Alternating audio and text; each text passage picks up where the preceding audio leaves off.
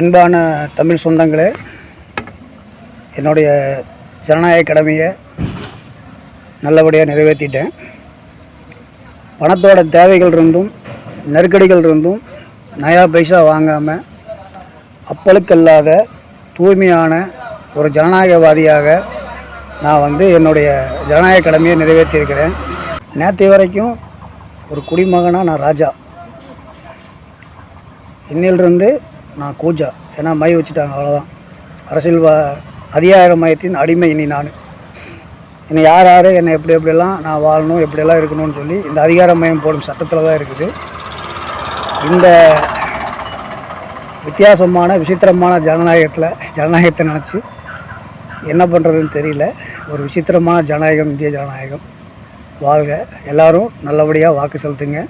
100% வாக்கை செலுத்தணும்னு அன்போடு கேட்டுக்கொள்கிறேன்.